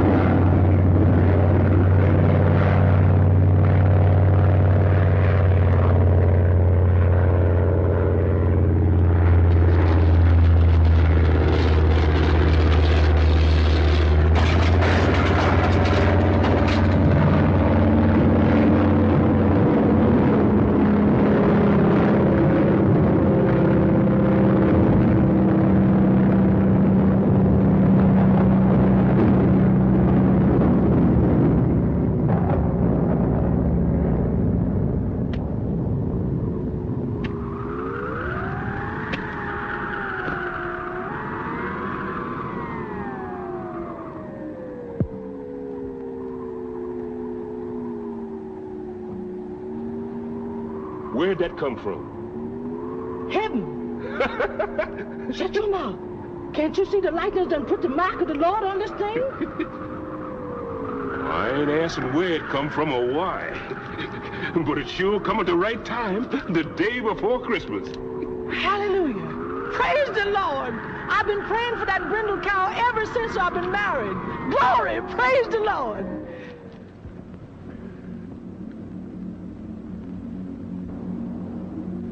The Lord's done been here and gone. I'm gonna buy me a tractor, one of them red ones, with a brand new engine, a humming and a shining in the sun. I'm gonna buy me 2 tractors, 3 tractors, and a big piece of bottom land and seeds and a great big house. Wait, Lou. You gotta pray for things like that, and you ain't never prayed for nothing in your life, and you knows it. Now, Esther, I wish for plenty, except maybe I didn't bend my knee. Wishing ain't praying. It ain't ours to keep. It's sinful to have so much money. But Reverend Lazarus, he's the man of God on this place, and he ought to know what the Lord's got on his mind. Let's take all that money to him so he can tell us what to do. Listen, Esther, if you prayed for a tractor, ain't it understood you'd be praying for the land that goes with it? Get going, Lou.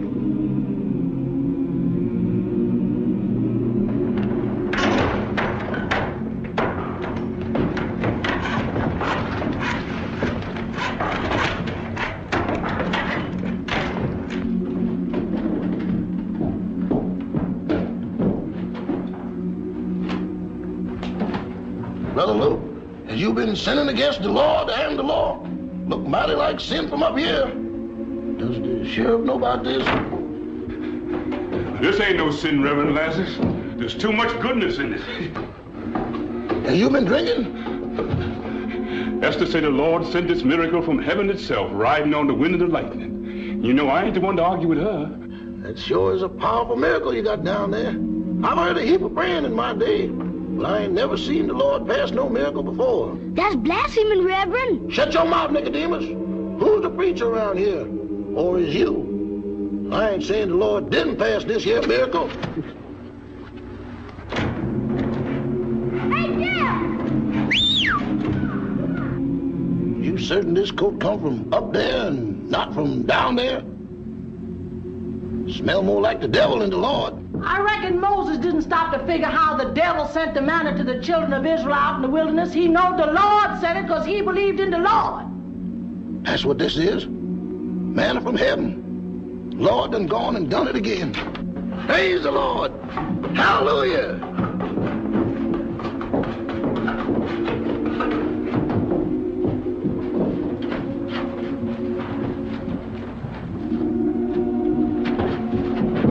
What you able to do with that money? This here's a miracle, ain't it?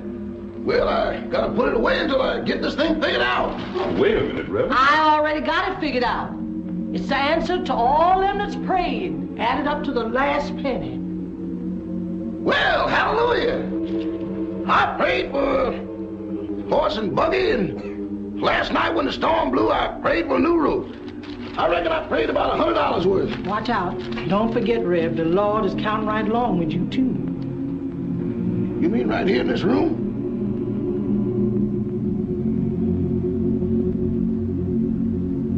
I reckon I just wished for that horse and buggy and didn't get around to praying for it.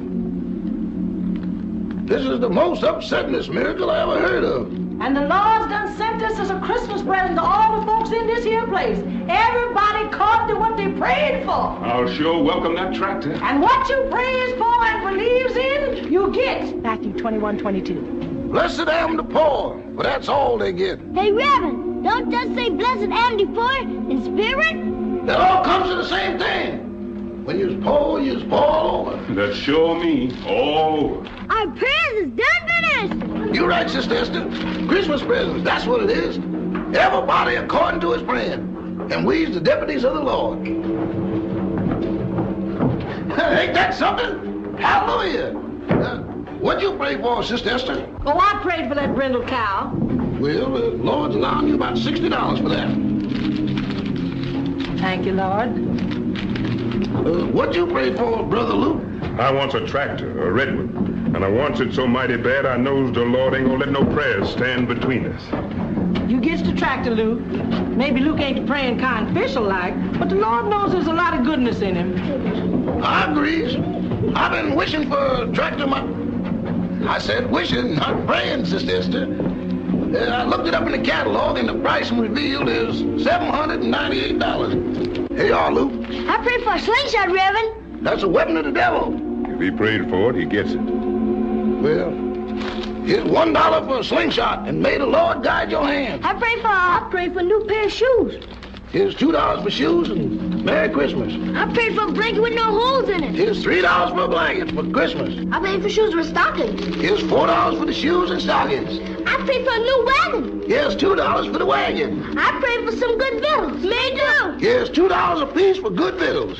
This is the busiest day before Christmas I ever seen. My pappy prayed for a new plow ever since. You run and tell your pappy the Lord's got his plow ready for him. My pappy need a new pair of pants. Has he prayed for him? Yes, sir. He done prayed and hollered. Well, you run and tell your pappy to come here. The Lord's waiting to fit the pants on him. My pappy. Shh. Children, you all hearken to me. Run and shout the word that the Lord has sent down a mighty fine Christmas for everybody. Tell the people to come a-running. Praise the Lord. I got shoes, you got shoes. All got children got shoes. When you get down, put on shoes, gonna work out all got. Wow, look. Wow, look. Everybody look. You let us send down more money than you ever seen before.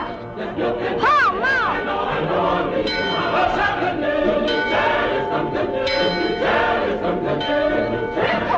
Grandpa!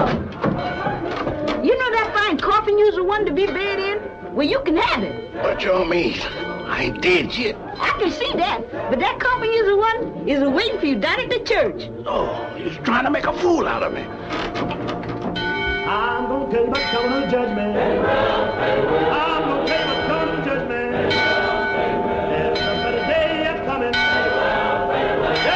If you lie about this, the fire in hell is going to get you before you stay. Farewell, farewell. In that bed in the morning, farewell, farewell. In that bed in the morning, farewell, farewell. In that bed in the morning, farewell, farewell. Oh, preacher stole that Bible. Farewell, farewell. I want $32. What for? I done prayed for a kit of carpenter tools. Then you get to it. Thank you, Reverend. I want $9.75. What for? I done prayed for a barrel of flour. Well, here's $10. Make yourself some biscuits for Christmas, and don't forget red wine. I want $25, sir. What for? My coffin, a mahogany one, with wheels on it, so I can roll right through the pearly gates. Oh, praise the Lord, I didn't live to see this day. I can give you a powerful good service for $5 extra when the time comes. Maybe when that time comes, you won't be here. In that bed in the morning, farewell, farewell. In that bed in the morning, farewell, farewell. In that bed in the morning, farewell, farewell. Then you see them coffins busting, farewell, farewell. Then you see the boats is rising, farewell, farewell. Then you see the rolling thunder. Brothers and sisters, this here paper has all the figures taken on this here miracle. Sister Esther done worked it out herself. According to the figures, the Lord sent us $43,000. Now that's more money than there is in the whole world. Furthermore, and whereas we have paid out to true believers who prayed for it the sum of $1,454.50, leaving a total of $41,545.50 belonging to all of us in this here place. Pass out the money. It's a mighty amount of money, folks, and it ain't going to waste. I can see the new church right now standing on the hill, shining in the sun. And a hospital. We're going to buy the land. Do you hear? The land, and it'll be ours. And we're going to buy tools with edges so sharp the earth will jump up to meet them. And we're going to work that ground side by side, raising corn and cotton. And what we gets, we shares. There won't be no rich and no more poor. Yes, folks, a new day is dawning. I want to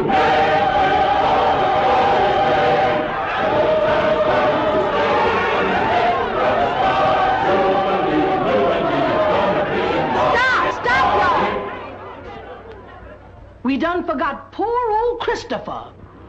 But he ain't the praying kind. How come you knows that? That's something nobody knows but the Lord and poor old Christopher. He's the poorest one of us all. He ain't got nothing, never had nothing. Maybe he prayed for everything. You mean he prayed for all this money here? That's something we goes to old Christopher and finds out. If he's done prayed for all this money, he gets all this money. We praises the Lord for what he give us. And we praises the Lord for what he gives poor old Christopher. But nothing. Come on, Luke, we're going to find out.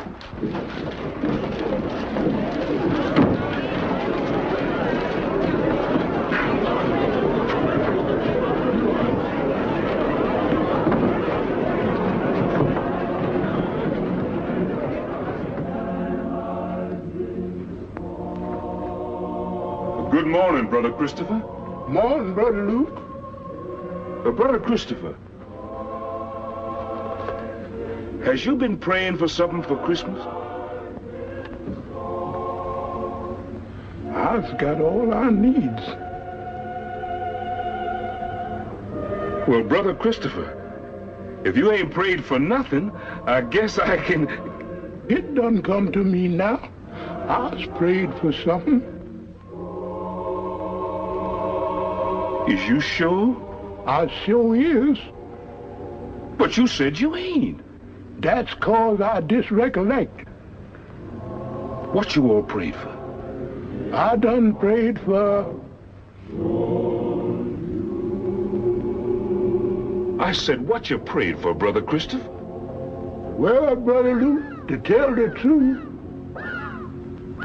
look.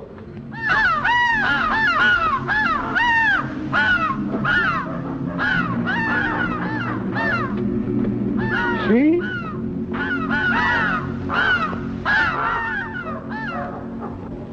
I done prayed for a scarecrow. Say that again. Scarecrow.